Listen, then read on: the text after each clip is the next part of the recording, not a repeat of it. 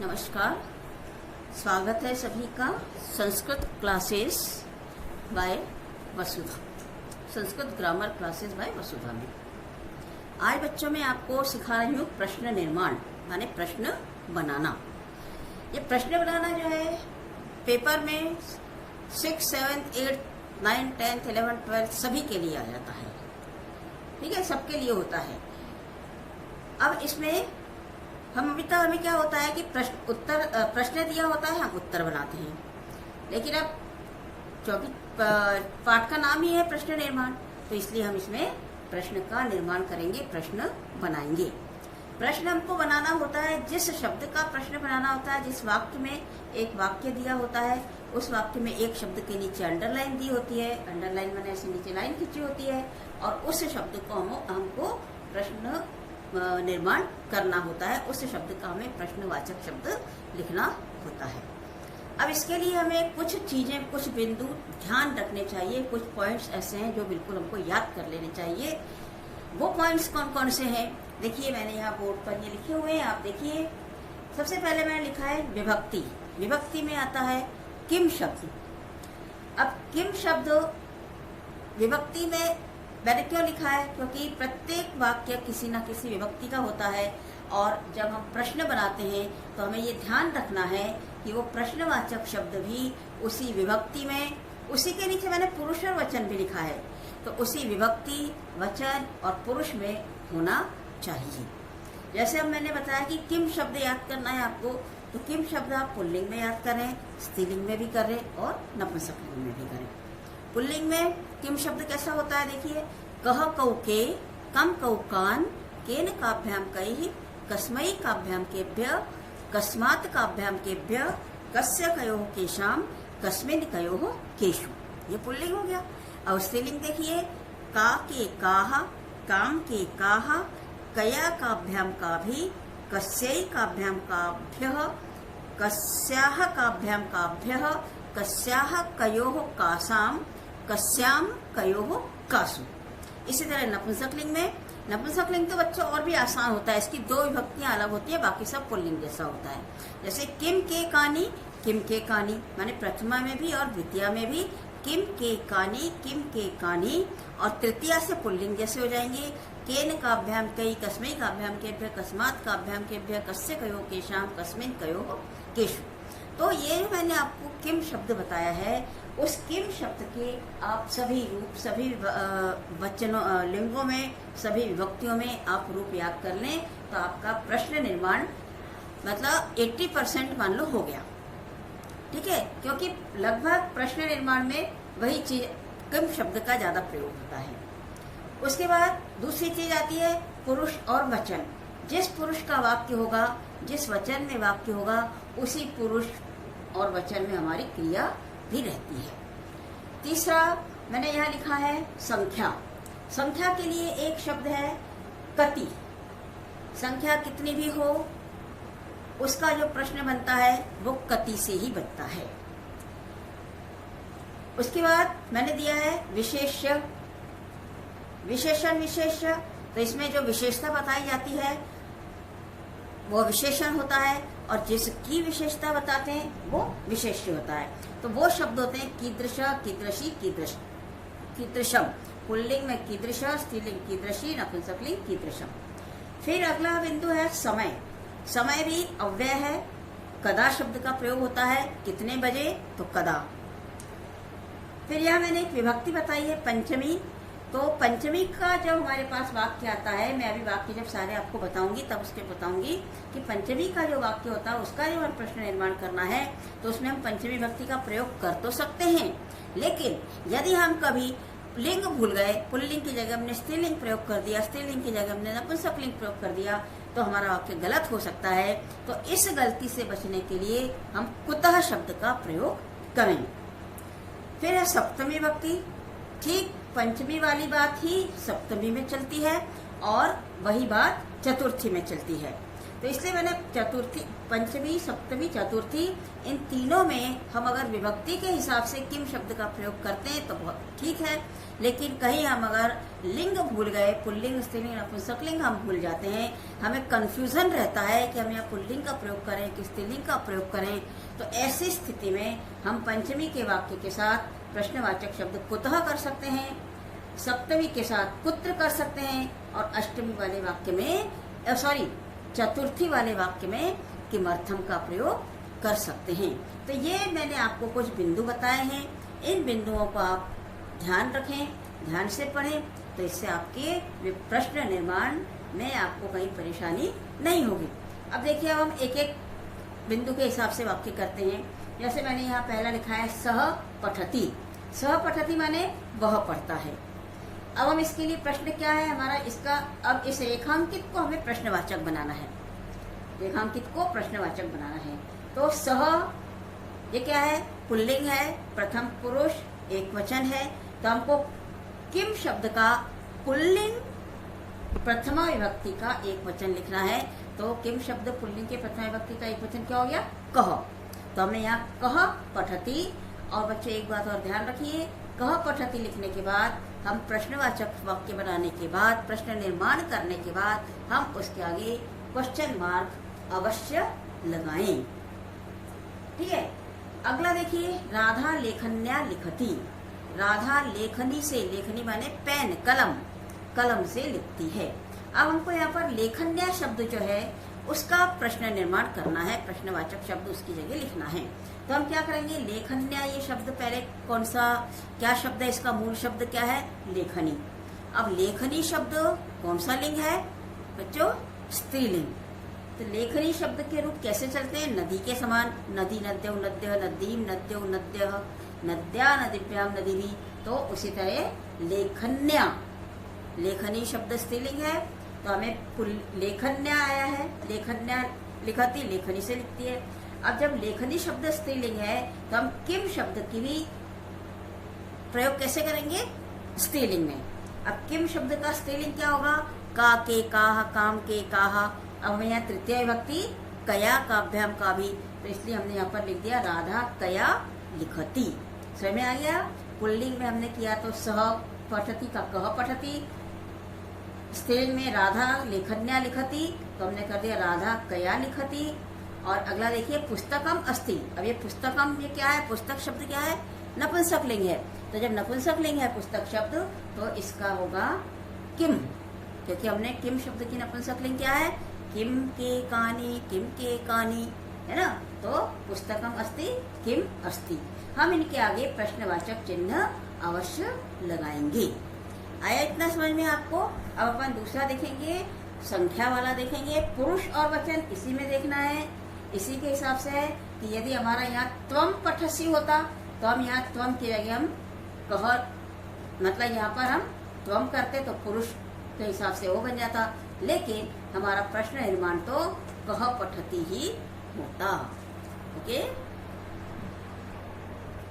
हाँ, अब देखिए कति, कति का प्रयोग देखिए, सप्त ऋषयः सन्ति, माने 7 ऋषि हैं। अब हमें सप्त का प्रश्न निर्माण करना है, तो हम ये कति जो है इसका प्रयोग करते समय हमको पुल्लिंग, स्त्रीलिंग, विभक्ति किसी का ध्यान नहीं रखना है, कुछ नहीं करना है। क्यों नहीं करना है, क्योंकि इसके लिए शब्द कति ही आता है ना, कति शब्द है।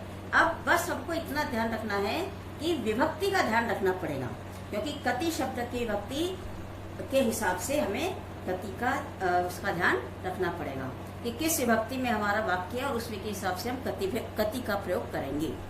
लेकिन सामान्य रूप से जहाँ विभक्ति का प्रयोग के हिसाब से नहीं है, तो हमको कति का प्रयोग वैसे ही करना है। जैसे मैंने पहला वाक्य आपको दिया हुआ है, सप्त ऋषयः सन्ति, कति ऋषयः सन्ति, एका बालिका खेलति, कति बालिका खेलति, द्वौ छात्रौ गच्छतः, कति छात्रौ गच्छतः। अगला देखिए, विशेषण विशेष्य वाला। जैसे इसमें मैंने बताया आपको, विशेषण विशेष्य में कीदृशः पुल्लिंग में चलता है, तो इसके रूप पुल्लिंग के समान कीदृशः, कीदृशौ, कीदृशः। कीदृशी ये स्त्रीलिंग है तो इसके रूप नदी के समान, कीदृशी, कीदृश्यौ, कीदृश्यः, ठीक है। और कीदृशम ये नपुंसकलिंग है तो इसके रूप चलते हैं नपुंसकलिंग में कीदृशम, कीदृशे, कीदृशानि, ठीक है। अब इसमें हमको क्या ध्यान रखना है कि पुल्लिंग, स्त्रीलिंग, नपुंसकलिंग ध्यान रखना है, वचन ध्यान रखना है, विभक्ति ध्यान रखना है, ठीक है, जैसे हमने पहले विभक्ति के हिसाब से किया था। अब जैसे मैंने यहाँ पर मैंने आपको केवल प्रथमा के वाक्य बताए हैं। कृष्णः काकः, काक काला कौवा, माने कौवा कैसा है, कीदृशः काकः, है ना। अब क्या करेंगे, कैसा कौवा, तो उसका उत्तर होगा, मतलब इसका हमने प्रश्न निर्माण किया, कीदृशः काकः। इसी तरह सुंदरा बालिका, बालिका सुंदर है तो हमने इसका प्रश्न करेंगे, बालिका की विशेषता बताइए ना, सुंदरा नहीं सुंदर है, तो हम यहाँ करेंगे कीदृशी बालिका। फिर अगला है चित्रमयम पुस्तकम। अब पुस्तक नपुंसकलिंग है, चित्रमयम नपुंसकलिंग आया उसका विशेषण, तो हम यहाँ पर कीदृशम पुस्तकम ये नपुंसकलिंग का प्रयोग करेंगे।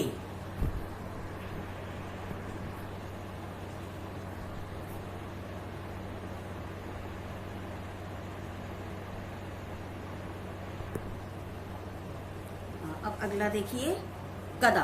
कदा माने काहे के लिए आएगा, कदा समय के लिए, ठीक है। कदा किसके लिए आता है, समय के लिए।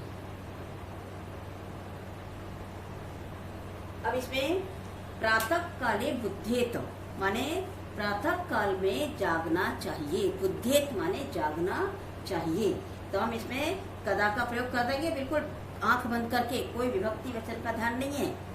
कदा बुद्धेत, कब जागना चाहिए, प्रातः काले बुद्धेत। सह सायं खेलति, यहाँ भी हम कदा लिख देंगे, सह कदा खेलति। अहम 10:30 गच्छामि, मैं 10:30 बजे जाता हूँ, तो प्रश्न बनेगा अहम कदा गच्छामि। अब आपने ये देखा कि मैंने कदा का प्रयोग किया है, तो यहाँ मैंने कहा आपको विभक्ति वगैरह नहीं है देखनी है, नहीं देखनी, क्यों नहीं देखनी है, क्योंकि ये अव्यय है। कति शब्द बताया था संख्यावाचक, वो भी अव्यय है, कदा भी अव्यय है ना। तो अव्यय मालूम है ना कि जिनको हर विभक्ति वचन पे हम एक सा प्रयोग करते हैं उनमें कोई परिवर्तन नहीं होता, जिन शब्दों में विभक्ति वचन के अनुसार कोई परिवर्तन नहीं होता, जैसे के तैसे उपयोग होते हैं, उनको कहा जाता है अव्यय। तो इसलिए यहाँ पर प्रातः काले बुद्धेत, कदा बुद्धेत, सह सायं खेलति, सह कदा खेलति, अहम 10:30 गच्छामि, मैं मतलब अहम कदा गच्छामि। तो यहाँ पर हमने सीधे सीधे इन प्रश्नवाचक शब्दों का प्रयोग किया हुआ है। अब अगला अपन देखते हैं पंचमी, सप्तमी और चतुर्थी। एक एक उदाहरण इसका भी अभी देखते हैं। अब देखिए पंचमी विभक्ति का प्रयोग, पंचमी विभक्ति का प्रयोग करते हुए प्रश्न निर्माण। पंचमी वाले प्रश्न, वाक्य में लिखा है कक्षायाः आगच्छामि, माने इसका हिंदी में अर्थ क्या हुआ, मैं कक्षा से आ रहा हूँ, क्लास में से आ रहा हूँ, ठीक है। अब ये कक्षा शब्द क्या है, कक्षा शब्द हम वैसे किम शब्द का प्रयोग करके पंचमी का प्रयोग कर सकते हैं, है ना। इसके लिए हमें बिल्कुल कंफर्म होना पड़ेगा कि कक्षा शब्द क्या है, स्त्रीलिंग है। अब स्त्रीलिंग है तो हमें किम शब्द की स्त्रीलिंग की पंचमी विभक्ति मालूम होना चाहिए उस समय। और कहीं हमने कंफ्यूजन में पुल्लिंग स्त्रीलिंग की जगह पुल्लिंग की लिख दी तो हमारा गड़बड़ हो जाएगा। तो इससे बचने के लिए, इस गड़बड़ी से, इस गलती से बचने के लिए हमने काय का प्रयोग कर दिया, कुतः। कुतः आगच्छामि, कहाँ से आ रहा हूँ, ठीक है।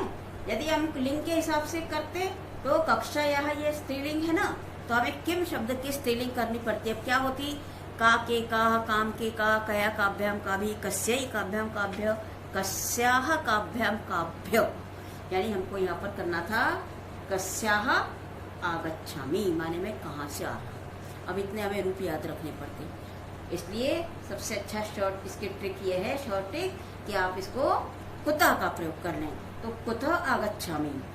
इसी तरह विद्यालयात् आगच्छति, विद्यालय से आ रहा हूँ, तो यहाँ भी विद्यालय शब्द पुल्लिंग है, हम यहाँ कस्मात भी कर सकते हैं, लेकिन हमको अगर विभक्ति का कंफ्यूजन हो गया तो गलत होगा, इसलिए हमने यहाँ पर किया है कुतः आगच्छति, कहाँ से आ रहे हो। फिर अश्वात् पतति, घोड़े से गिरता है, तो हमने इसका कर दिया कुतः पतति, कहाँ से गिरता है। समझ में आई। पंचमी विभक्ति का प्रयोग का करते हुए जब प्रश्न निर्माण करना है तो हम उस पर कुतः का प्रयोग करें, वो ज्यादा आसान रहेगा। क्योंकि यदि आपको किम शब्द की विभक्ति पंचमी विभक्ति का प्रयोग करते समय पुल्लिंग, स्त्रीलिंग, नपुंसकलिंग में अगर आपका गड़बड़ हो गया तो आपका ये प्रश्न निर्माण 1 नंबर का एक प्रश्न निर्माण होता है। अब हमारा हमने अभी तक जो प्रश्न निर्माण में किया, विभक्ति हो गया पुरुषवचन, संख्या, विशेषण, मतलब कीदृश, कीदृशी, कीदृशम, समय और कुतः माने पंचमी विभक्ति, इतना प्रयोग हुआ। अब आप देखेंगे कि हम कुत्र का प्रयोग करेंगे, माने सप्तमी विभक्ति में कुत्र का प्रयोग हमको करना है। आप उदाहरण देखिए, अब मैंने ये सप्तमी लिखी है क्या, देखो ग्रामम गच्छति, गांव जाता है। अब ये ग्रामम तो सप्तमी नहीं है, ये कौन सी विभक्ति है, द्वितीया। और मैंने बताया कि सप्तमी में कुत्र का प्रयोग होता है, तो यहाँ पर ये ग्रामम के साथ फिर मैंने प्रश्न बना दिया कुत्र गच्छति, कहाँ जाते हो, है ना, गांव जाते हो, कहाँ जाते हो। अब यहाँ मैंने ये कुत्र क्यों बना दिया, जबकि मैंने यहाँ पर लिखा है सप्तमी में कुत्र का प्रयोग करना है, सप्तमी का प्रश्न बनाना है।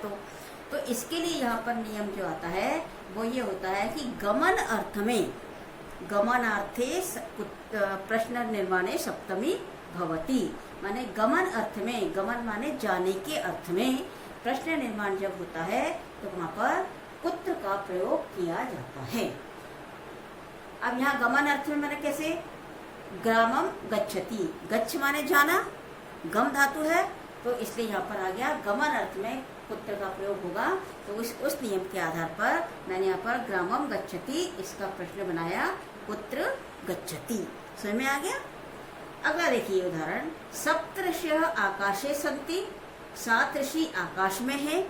सप्तऋषि होते हैं ना आकाश में, आसमान में, तो मैंने उसको, अब हमें आकाशे की सप्तमी लगानी है वैसे देखा जाए तो किम शब्द की। अब आकाश कौन सा लिंग है, पुल्लिंग, स्त्रीलिंग, फिर वही बात आ गई जो पंचमी के साथ बताई थी।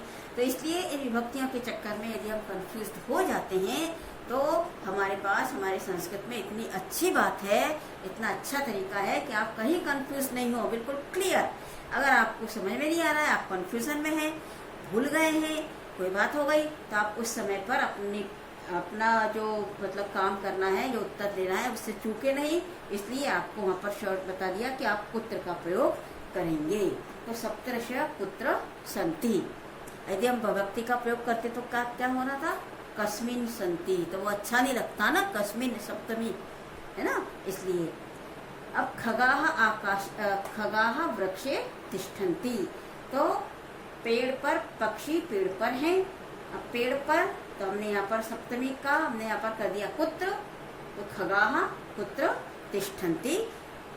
समझ में आ गया कुत्र का प्रयोग। गमन अर्थ में, जब द्वितीय विभक्ति के साथ गमन अर्थ में कुत्र का प्रयोग होता है, इसलिए ग्रामम गच्छति में कुत्र गच्छति हो गया। सप्तऋषयः आकाशे सन्ति, सप्तऋषयः कुत्र सन्ति, खगाः वृक्षे तिष्ठन्ति, खगाः कुत्र तिष्ठन्ति। चलिए अगला देखिए, किमर्थम।